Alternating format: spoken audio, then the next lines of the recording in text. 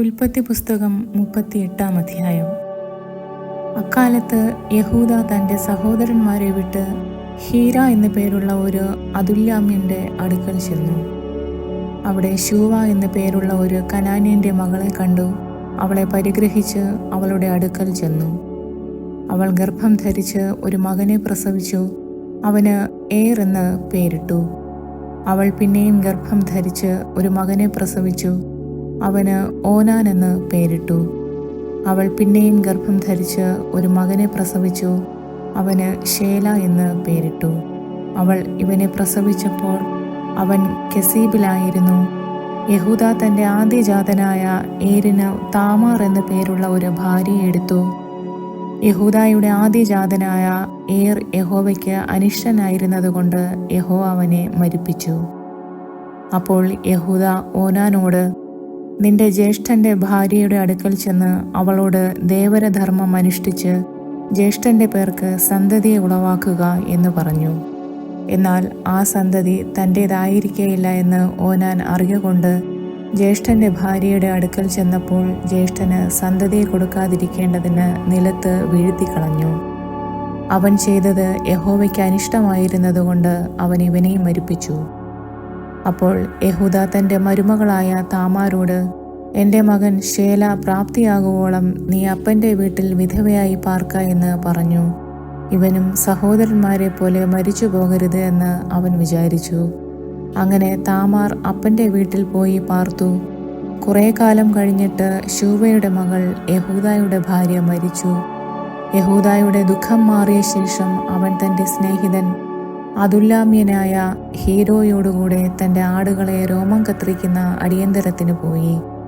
നിന്റെ അമ്മായപ്പൻ തൻ്റെ ആടുകളുടെ രോമം കത്രിക്കുന്ന അടിയന്തരത്തിന് തിമ്നായിക്ക് പോകുന്നുവെന്ന് താമാറിന് അറിവ് കിട്ടി.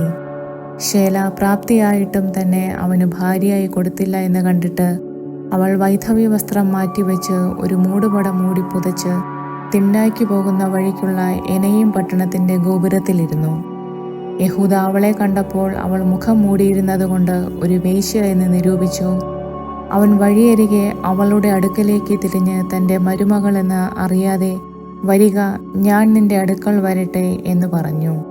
എൻ്റെ അടുക്കൽ വരുന്നതിന് നീ എനിക്ക് എന്ത് തരുമെന്ന് അവൾ ചോദിച്ചു. ഞാൻ ആട്ടിൻകൂട്ടത്തിൽ നിന്ന് ഒരു കോലാട്ടിൻകുട്ടിയെ നിനക്ക് കൊടുത്തയക്കാം എന്ന് അവൻ പറഞ്ഞു.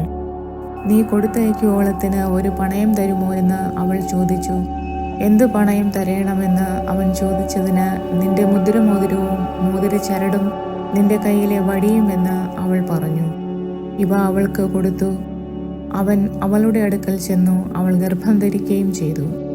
പിന്നെ അവൾ എഴുന്നേറ്റുപോയി തൻ്റെ മൂടുപടം നീക്കി വൈധവ്യ വസ്ത്രം ധരിച്ചു.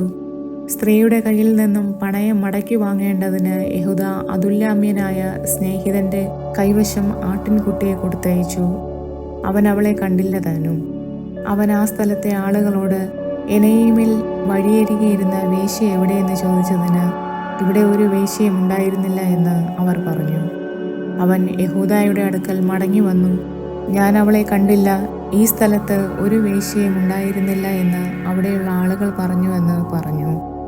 അപ്പോൾ യഹൂദ, നമുക്ക് അപകീർത്തി ഉണ്ടാകാതിരിപ്പാൻ അവൾ അത് എടുത്തുകൊള്ളട്ടെ, ഞാൻ ഈ ആട്ടിൻകുട്ടിയെ കൊടുത്തയച്ചുവല്ലോ, നീ അവളെ കണ്ടില്ല താനും എന്ന് പറഞ്ഞു.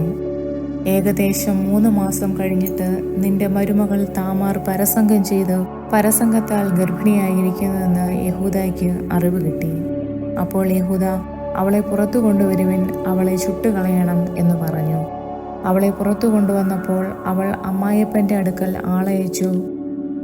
ഇവയുടെ ഉടമസ്ഥനായ പുരുഷനാലാകുന്നു ഞാൻ ഗർഭിണിയായിരിക്കുന്നത്. ഈ മുദ്രമോതിരവും മോതിരച്ചരടും വടിയും ആർക്കുള്ളത് എന്ന് നോക്കി അറിയണമെന്ന് പറയിച്ചു. യഹൂദ അവയെ അറിഞ്ഞു. അവൾ എന്നിലും നീതിയുള്ളവൾ, ഞാൻ അവളെ എൻ്റെ മകൻ ശേലാവിന് കൊടുത്തില്ല എന്ന് പറഞ്ഞു. അതിൽ പിന്നെ അവളെ പരിഗ്രഹിച്ചതുമില്ല. അവൾക്ക് പ്രസവകാലമായപ്പോൾ അവളുടെ ഗർഭത്തിൽ ഇരട്ടപ്പിള്ളകൾ ഉണ്ടായിരുന്നു. അവൾ പ്രസവിക്കുമ്പോൾ ഒരു പിള്ള കൈ പുറത്ത് നീട്ടി. അപ്പോൾ സൂതികർമ്മിണി ഒരു ചുവന്ന നൂലെടുത്ത് അവൻ്റെ കൈക്ക് കെട്ടി.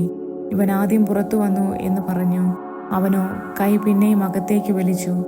അപ്പോൾ അവൻ്റെ സഹോദരൻ പുറത്തു വന്നു, നീ ചിത്രമുണ്ടാക്കിയത് എന്ത് എന്ന് അവൾ പറഞ്ഞു. അതുകൊണ്ട് അവന് പേരസ് എന്ന് പേരിട്ടു. അതിൻ്റെ ശേഷം കൈമേൽ ചുവന്ന നൂലുള്ള അവൻ്റെ സഹോദരൻ പുറത്തു വന്നു. അവന് സേരഹ് എന്ന് പേരിട്ടു. ആമേൻ.